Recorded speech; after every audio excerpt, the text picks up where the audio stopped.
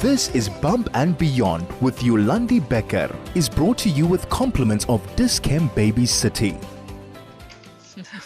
Good morning, good morning, good morning. And I hope you're so excited as me with that new intro that we have.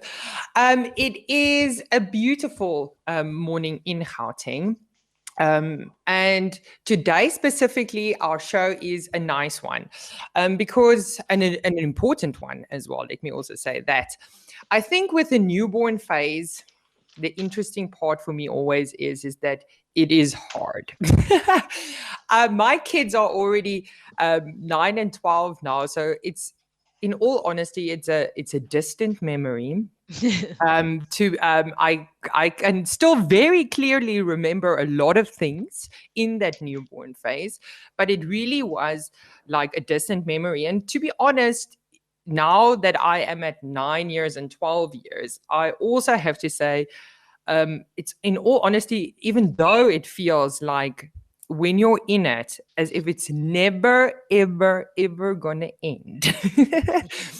It is actually just a blip in their existence. It's so quick, actually, that it passes that you don't even think about it. But it is very hard when you're in it. And I can still remember so clearly people telling me, just wait for 3 months. Things get better around 3 months. And I was just like, 3 months? That is so freakishly long. I can't wait that long. I might actually not make it. And that is the kind of feelings that you have in the beginning, which is absolutely normal. You also have to keep in mind that you are a very big, amount of hormones at that time. So logical thinking is not really there. And the only consistent thing about a newborn is inconsistency. But one of the things that really always, and even to this day, and it takes a very long time, it's not just with newborns, that really was difficult for me as a mom, was the fact that when they cry, that you don't know what is wrong. You're constantly wondering, are they okay? Are they gaining weight? Are they, fine? Can they hear? Can they see? And because you can't ask them. If they're crying, you're like, what is happening? Is everything fine with them? I kind of lived for those checkups that we had to do at the clinics and all those things, just to make sure that they are gaining weight and that they are okay, because it really just kind of, I don't know, it made me feel like a better mom when I got there. And it's like, okay, everything is fine. I'm like, okay, fine. I know now that stuff is fine. And today, that's what we're talking about, specifically newborns, and specifically something that is not actually something that is a given in South Africa, but we'll get to that point now. But as always, I want you to be sharing in the conversations of newborns. Are you pregnant and going to enter that newborns? Are you super nervous about that? Are you like me, only prepared for pregnancy and forgot about the parenting part? Tell me a little bit about your own experience with a newborn. Are you in it now? Please. You can, of course, as always, phone in on 010-140-3020 into the studio. We would love to chat with you. Or you can send us a telegram on 061-895-1019 or SMS at 34519. SMSs are charged at R1.50. I want you to be part of the conversation, even if it's just a note, even a question, because today I am joined by Sister Bronwyn Roussot. She is a First Screen Newborn Screening Program Coordinator. Isn't that that's a proper title, at Next Biosciences and mom of 2. And we are going to be talking about this very important newborn screening and what it entails. Hi, Bronwyn. Hi, morning. And thank you so much for this opportunity to speak on a very topic very, very close to my heart, the newborn screening program. I'm very privileged to be able to share this topic with you, and I'm happy to answer any questions that will come along. Okay, great. As I said, everyone can be part of this conversation, because newborn screening is actually something that is a given in most European countries. It's not in South African hospitals. It's not a given that that's going to happen. Hence why we are talking about it. But let's start with it, Bronwyn. To start off with the conversation, what is newborn screening? Okay, so the newborn screening testing I am talking about is a little metabolic screening test that is done on little oneys after they are born. Okay, so once they've arrived, between 24 to 72 hours after they're born, it is a little blood test that's done on the little oney to analyze an enzyme profile. So it's looking to see, do the babies have all the necessary enzymes in their little systems that helps to break down the components of the milk they're drinking. So it's the proteins, carbohydrates, and fats of the milk they're drinking. And we also look at a certain type of enzyme profile to pick up some genetically inherited diseases. So things like cystic fibrosis is one. Another is something called congenital adrenal hyperplasia. So that's with the little adrenal glands that sit on top of the kidneys, don't always work so well. And then something that we see fairly commonly in South Africa is something called congenital hypothyroidism, where the thyroid gland doesn't work properly. So an enzyme profile can pick up potential problems there.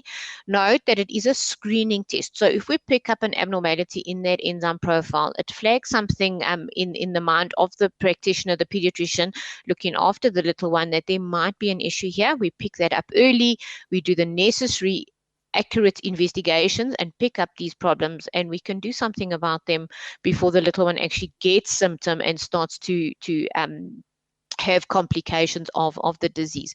And metabolic diseases are quite easily treated as long as we know what to treat. And it's inexpensive as opposed to the long-term effect of a metabolic disease that's not picked up.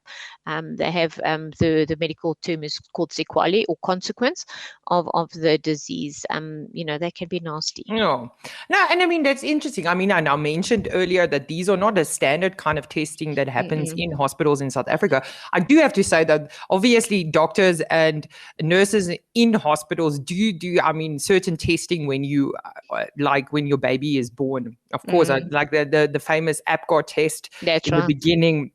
Once your baby is born, and then I think it's about 5 minutes again afterwards, they do it again. And I mean, even those things, I have to say, like, I didn't know all these things when my babies were born, that's what they're doing. And you go to these antenatal classes and you kind of, I'm pretty sure they must have told me that. But I mean, I really didn't register because it's really such an information overload. And to be honest, you can only prepare yourself so much for these things. I think the second time around with my daughter, it was a little bit easier, and I knew because I knew a little bit what to expect. And that's exactly what these shows are about, everyone, is to kind of give you a little bit of insight in what can happen and what's going to happen once your baby is born. The APGAR test for different types of things. And for me, I remember my son had a little bit of a purple color, so he didn't get a full score. And I was like, oh, already he starts with not having a full score at birth. But very quickly later, he did have 5 out of 5. But anyway, why is it? So obviously, like you mentioned now with the newborn screening, it is a little bit of a different situation that they're looking at, and different things that they are testing for. You said 24 to 72 hours before. And what do you say? And I mean, I think you've mentioned mostly why we would want to do it, but what are the main reasons why we would want to do these tests? Okay, so I think also to a large degree... You know what, Bronwyn? I'm going to stop you there, and then we can get to that just now. 100%, no worries. This is Bump and Beyond with Yolandi Becker, is brought to you with compliments of Dis-Chem Baby City. If you've just joined me, you are on 101.9 High FM, and this is Bump and Beyond. And as always, we're talking parenting. And today, specifically, the start of the parenting journey. I don't know if pregnancy is considered the start, but at least this is the beginning part of everything is the newborn phase, the very hard newborn phase. And I am privileged to be joined by Sister Bronwyn Roussot, and we're talking about newborn screening. So before we got interrupted for important adverts, we were talking about what are some of the reasons why you would want to do these newborn screening? Okay, I think as a parent, we always want to do what's best for our babies, and we want to do everything we can possibly do and give them things that we never had as children. And newborn screening is probably one of those tests because it's something that unfortunately is not available to the entire population of our country. As you mentioned previously, it is in some of the other parts of the world, it is a mandatory test, and that is covered. And the reason that they can do that is it's covered by the national health system of that particular country. So in South Africa, we unfortunately don't have the privilege to screen every single little person because of a cost involved of the testing, which I can elaborate on later if necessary. But we are in certain areas, we are privileged to be able to cover the cost of the testing, and then we want to screen these little ones early to pick up potential problems that we could do something about. The incidence or the statistic of the disease, of how many children it affects in South Africa is about 1 out of every 2,000 babies that are born. And those are the children we know about. In other words, the little 1% of our South African population that have been tested. So my responsibility to every parent and every newborn out there is to let you know that this test is available and we can do it. Quite easily within those first 3 days in the hospital. And the mommies and just need to mention it to the pediatrician looking after their baby that they'd like to do this test, or alternatively, they can always just contact me if I would be able to. I'm happy to share my contact details live, or I can give them to you, and they could be published. And we with how this test can be done. We also do we can arrange testing if the babies are born at home, for instance. There is a way to do this. Just because the baby's born outside of a hospital doesn't mean we can't do this. So those are the kind of questions I'm sure some parents may be asking. And I mean, for me, one of the questions now on that note of when, obviously you mentioned within 24 to 72 hours, you want to do this test, but what would it entail then, this test? What tests are done and how is the screening then performed? Okay, so what the test is done is by a little blood sample. So the baby will then be pricked generally on the heel, the underside of the foot. Normally, we do like a blood sugar test, a similar concept, and 5 little drops of blood are taken onto what we call a dry blood spot card. So it's a specialized sample card, and those little droppies are put on there, and that sample card is then tested at our facility at the Northwest University in Potchefstroom, and they do the sample analysis. So every little, the bits of that card are punched out and put into what we call a mass spectrometer. It's a fancy machine that counts the amount of enzyme present. And then a report is released about 7 days later. And that will indicate whether the enzyme profile is normal or if there is something out of the norm. Now, in about 10% of the little ones that we do test, we do see an enzyme profile that's not 100% normal. And I like to use the simile that our enzyme profile is as unique as our fingerprint, because not everybody's going to have exactly the same amount of enzyme. Some are going to have a little bit more, some are going to have a little bit less, but it doesn't mean they're sick. When we do get a profile that's a little bit out of the normal range, we do repeat the test on a fresh sample, just to be sure the enzyme profile does normalize. Those extra testings, additional testings, are no additional cost to the parent. It's part of the testing program. So sometimes the parents do get a little anxious if they get a call to say, profile is not 100% normal, but it doesn't mean that the little one is sick. And again, like you mentioned earlier, this is also just a screening process. So you're looking for the abnormalities, and once you do pick up something, additional testing and other things will still be obviously necessary. That's right, yes. But what are some of the conditions, for instance? I mean, you now mentioned enzymes and all the big words that sound very smart, Sister Bronwyn. But what are some of the conditions that you're then testing for? Okay, so from a fairly common perspective, so I'm going to, like, for instance, there's something like a protein uptake issue, for instance, and that's something called phenylketonuria. So it is a big mouthful, but basically what that means is that the little person doesn't have sufficient enzyme to break down the protein into the building blocks, the amino acids that our body needs to make muscle, to make brain function, to make sure the liver works correctly. And if that enzyme is not working properly, the proteins don't get absorbed. So two things are happening. The one, that the protein becomes like a toxin into the baby's system. And secondly, they're not able to use the protein. So they then don't grow and develop adequately.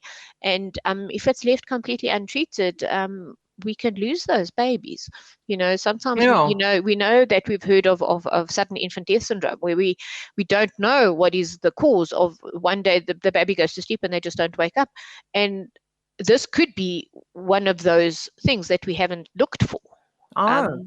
Yeah, And, that's we don't wonderful know if it helps for things like that. And if you're a little bit, in the end of the day, for me is as well, it's like, I feel like, again, there's so many things. If your baby is not sleeping well, or if your baby is crying all the time and colicky, and you're always, like I mentioned earlier, so wondering what is going on. Is there something going on? And I feel like if you from the start kind of do these tests, and in the end, if your baby's struggling to feed or is uncomfortable for feeding or something like that, I feel that even if there was nothing wrong, it will give you a bit of peace of mind to know, okay, you know what, I did those tests and nothing came up. So I at least know that it is not something like that. Indeed. It is something else. Or just, there's also a bit of other things that could obviously also go on. But it is, just weight gain and all those silly things that you're gaining weight and mother's guilt, mother's worry, the joys of it, hey? The real joys of it. If you've just joined me, you are on 101.9 High FM. This is Bump and Beyond, and as always, we're talking parenting and the brand spanking newborn specifically and newborn screening. I am joined here by Sister Bronwyn Roussot, and we're talking about newborn screening tests and what it entails and when it needs to be done and how it is done and. As always, I do want you to be part of the conversation. So you can, of course, send us a telegram on 061 895 1019, or you can SMS us at 34519. SMSs are charged at R1.50. Just tell us a little bit of how your little one is doing. How did you do a newborn screening? Because I am 100% sure I didn't do a newborn screening with either of my children. I until you actually told me about it, I've never even heard of a newborn screening, to be honest. So this is for me, and again, just for that peace of mind. I remember even having like the fetal assessment when I was pregnant. And once you kind of do it and you've done it, you feel just like a sense of a little bit relief that, okay, I've checked some stuff. Do these newborn screenings, do they cover things like, so you're just testing for the enzymes? It's not testing something like hearing or sight or something like that? No, that's a different thing. So, it's also, if you sort of Googled newborn screening, the hearing screen is listed as one of the newborn screening tests, as well as, when they measure pulse oximetry, you measure the oxygen level in babies. The APGAR score, as you mentioned earlier, is also part of what is listed as a newborn screening. So they're all done by, different people at sort of different stages within that, newborn phase. So hearing, yes, is one of the very important things to do, which I'll just mention that from a hospital perspective, I think now the audiologist, the hearing specialist, does come around to all the new moms and say, look, they can do this. And I do believe that some hospital groups included in part of a maternity package. So having a hearing screen is also very, very worthwhile. And I think parents these days are very fortunate to be exposed to these kind of things that our parents maybe weren't. So, if the facility is there, I think take advantage. Yeah, no, and that really is. And for me, I do remember that I don't think I got it tested like in a newborn. I think for maybe my 6-week checkup, my pediatrician definitely did check for hearing and sight and stuff like that. But I do have to say that I'm also, again, like I've mentioned to everyone before, I'm a little bit overly informed because of the industry that I work in as a parent. And I also kind of like tested things like that and noticed that my children obviously could responded when there was a sound and when I moved around. So I was never really concerned about those things as well. But it was kind of, I'm very sure about that the pediatrician also checked for those type of things during that 6-week checkup and things like that. So what you mentioned now, obviously that the enzymes can be broken up. Is that the most common kind of condition that Okay. you pick up, Um, or what are some of the other conditions that you can pick up, or the most common conditions that you can? okay, so there's another disorder, something called galactosemia.